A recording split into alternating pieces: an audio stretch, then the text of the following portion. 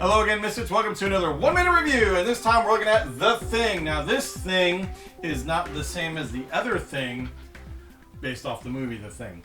So, if that isn't confusing enough, The Thing is a classic John Carpenter movie, and it was probably one of my favorite horror movies. It scared the crap out of me when I was a kid. They finally got around to making it into a game, which has been a big thing lately. You've seen a lot more movie license games, haven't we, Tom? Yep. A ton of stuff, which is a great idea. There's a lot of great movie themes that can be put into games really, really easily. So I was ecstatic, and this was early on before movie themes were huge, but there was a Thing game prior to this put up by a company. They only put up 1,984 of them, because that's actually when the movie came out. And one of them was right behind you there. One of them was, right behind us, the Outpost. Very, very cool game, kind of a light trader-style game. Now, if you're not familiar with trader-style games, they go back to Battlestar Galactica, which kind of invented the whole premise where somebody is not who they seem to be, and they're either in Galactica Cylon, in this case you're a thing, and you're going around basically sabotaging what everybody does and trying to eat everybody. That's a whole different game. That came out, sold out, and was like expensive for a while until they finally released it. This is the new one, to get to my point, by Pendragon Studios, and it's called The Thing like the other one. But this game is a bit more, and actually, you know what, honestly, after having played it, I actually think I like it better than the Outpost game, but it's a different kind of style game, so I'll get into that now here. This game basically takes elements from Galactica, and from even the old Thing game, and kind of boils them down. So you get a game that's a little bit more of both, without being too clunky. Basically, you're playing everybody from the movie, and they did a great job, by the way, on sculpting these guys. You can see some of our painted here guys, but they look amazing. They look just like the characters from the movie, especially when painted up. They just look great, and they're huge and nice and everything. I kickstarted this for all of the stuff.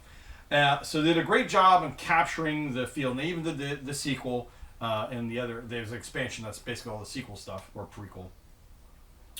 But they made a very tight-knit game where you have game mechanics and more for the trader to do in this game, which can be a problem with some trader games, because usually after they're found out they don't have a lot to do, or the game's over. Every round you take one of your characters, and you all start out in the rec room, where you can trade stuff and do things, and you basically send out your guys to different locations. You get to choose. You have your own character, of course. They have their own little ability, and you get these tokens that you get with you, and a roll card to start out the game. And when you start out, of course, someone's going to be a thing. And you have your roll cards, and they say human and thing on it.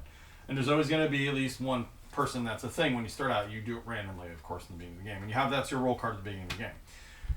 As a thing, your goal, and this is clever, and I really like this, you're actually actively trying to not just hide yourself, but infect other people secretly. Everybody gets these tokens, and 2 of them are people, and 1 of them is a thing. And what you do is you go to rooms with people, and you basically, whenever you go to a room with anybody, just so that you don't cast aspersion, everybody trades these tokens. And if you're a human, you essentially only have human tokens that you could be able to put out. So what you do is you give them 2 tokens to put out. They get to choose between 2 tokens. So say I go to somebody, I'm a human. I'll put out 2 human tokens, because that's all I can put out. And he's a thing. Now he has the option to put out either 2 human tokens or a human and a thing token. Depends on how subterfugey he wants to play. In this case, he'll put out a thing token. What we do is we each choose one of the other player's tokens, and we take it and we look at it. Now, for the human player, obviously, he doesn't care. The guy's going to look at it, he's going to be human. But the thing player has a 50-50 shot, basically, of infecting the other player and making them a thing. So say I pull it, I look at it, and I'm like, oh, crap, I've become a thing.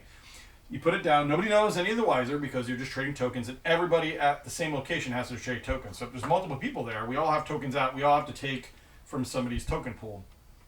And it's a clever way of doing it, because now, not only is it not guaranteed, at least, you have a shot not to become a thing. So it's never a guarantee. It's not that easy for the thing. However, it gives them a chance to infect people on the sly.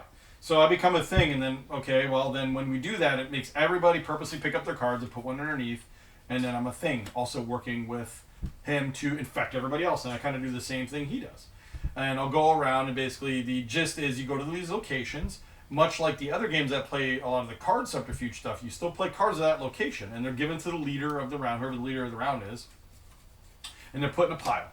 And these cards come in different varieties, pretty much 3. Use, repair, or sabotage. Sabotage is bad. Obviously, it messes the location area up. It's bad.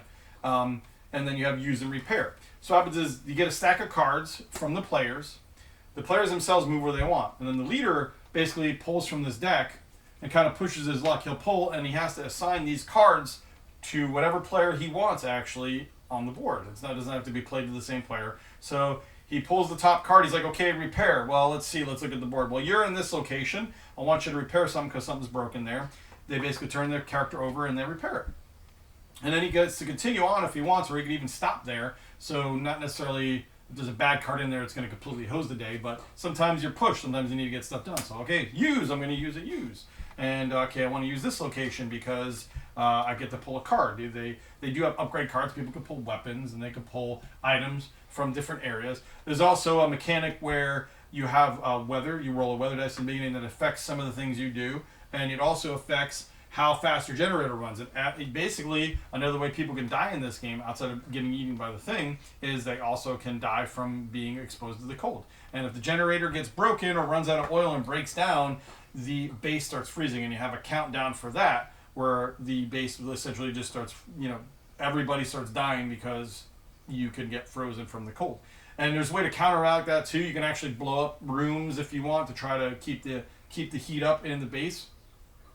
And it's just a clever way to do things. Like, there's a lot going on here without being too complex, but there's a lot of ways to die, and it isn't necessarily getting eaten by the thing. You also have a rescue helicopter that slowly makes its way towards the base once people repair the station and contact rescue helicopters. You also have a really clever way of making sure the thing doesn't get onto the plane. You have a suspicion tracker marker, and it starts out in the green and yellow, and it goes up from there. And the thing is, if somebody keeps going around and spending time with other people, they're gonna get in trouble, because every time you go and swap tokens with people, you will move up on the suspicion track because you're acting suspicious. You're going where people are at, and it basically makes it a way that if you're constantly just going around handing out tokens trying to affect everybody, your suspicion marker is going to go up really fast. And once you get to a certain point, you have to start putting your cards in and doing everything face up, which is bad because then they're going to know your thing.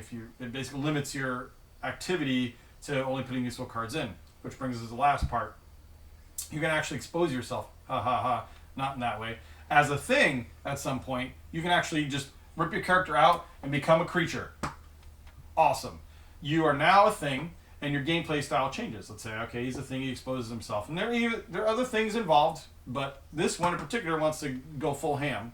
And what happens is he takes control of these cards, where basically he has so many points worth of thing power, basically, and he gets to lay these cards out at the beginning of the round, and after everybody's already placed their characters, he flips them over and shows where he's putting all this power, basically, in these areas. And what that does is, if you have a character there and you have more power, basically thing power chips here, then the character has power, and the power is based on the character himself because he gets a point, and then whatever gear he has, and if there's other people there, they add points to it. But if he has more than whoever's there, that person's dead, gone, history, eaten. And they're out of the game, actually, which is kind of a weird thing because you can actually get killed from this game and you basically sit out the rest of the game. Usually not towards the end, but it is kind of a weird mechanic because it can lead to not fun moments for some people if they get eaten. But generally, it's not towards the end of the game. So the thing has an active role going around, eating people, literally killing people, instead of just sitting on the sidelines or whatever and doing the card thing the whole game. It's a very, very cool game, and there's elements too. I didn't get too heavy. You have dogs wandering around that will also have a bag you can pull from that can infect. You have to keep the dogs in the kennel, otherwise they'll wander around and infect people randomly. You also have ways to test. You have a flamethrower, and if you get the not needle but the wire, remember that from the movie, right? Where he puts it in the blood and it jumps. You have a way to automatically test people by getting the flamethrower and the wire. You can automatically look at people's cards. You also can go and get blood bags like they originally planned in the movie and pull from a bag that will let you test people. It's not as accurate as the other one because you can only pull, I think, one out of the two cards, whereas the other one makes them show you their roll card. And so there's ways to find out things as you go along. There's a lot going on in the game strategy-wise. It is super cool. I absolutely loved it. I love what they brought to the table. It captures the movie feel, but it also makes a game out of it. It didn't really just boil it down to swapping out cards and seeing, okay, who maybe threw in a bad card here. No, there's game mechanics everywhere, and it gives the thing a lot to do as a saboteur, as an alternate person, rather than those games where you played those games where you're a Cylon or whatever. I mean, I love Galactica, it's one of my favorites, but even as a Cylon, sometimes you don't do anything. Like, you literally sit there while the world goes down in flames. So, you know what I mean? It's just, or like the prior one, your best bet is to literally not do anything. You just sit there, and then if they take you on a plane at the end, you're done, you're good, you win the game. This game, you're active, you have stuff to do, you have to do, and it's more of a game than a lot of the other trader games. That said, that's my review on it. We're using a new scaling system here. We're going to go 1 to 5. People like numbers. 5 being it has to be in your collection. 1, we toss it out and set it on fire. This game is a solid 4. I love this game. It's a great game. I love the fact that they took elements from all these trader games and combined them together to make something unique. It's one of those genre blending things where it combines game mechanics with tense co-op moments, with a lot of different little mechanics that help the trader but also hinder the trader. It's a really, really well designed game, and once we played it a couple of times, man, I was really, really enjoying it. That said, though, you want a higher player count. As with a lot of trader games, that always brings it down a little, just because you can't play it everywhere. And the more the better in this game, especially. 3 people. It has special rules where it has dice and things that you use to have an AI, and I give them super credit for that, because you can still play it at those player counts. I mean, you can do but I'm not an AI player, so I can't tell you exactly how good that is. And I'm not a big fan of anonymity. So it definitely needs higher player counts, but the design theme around it is superb. I mean, just a great alternative saboteur game. This actually, honestly, this is probably going to be my go-to. Believe it or not, this is probably going to be my go-to. We want a large player game with a saboteur involved. This is going to be my go-to from now, because it's just enough. It's just enough game to be a game.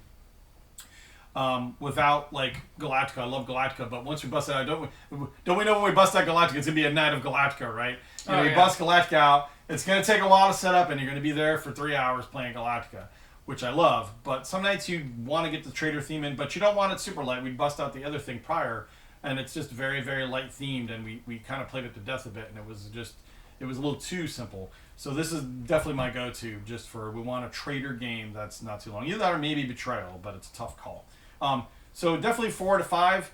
If you're looking for a trader game, high player count, this is my go-to. Get this before, honestly, get this before any other one. You can get Galactica, but good luck finding it at a reasonable price. So forget that. You can get Unfathomable, which is very good, but it's a reskin. And again, if it's like Galactica, it's a lot more. You got to devote a night to it, or a large chunk of time.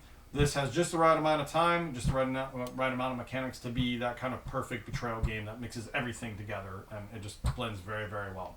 So guys, until next time, until you're eaten by a thing,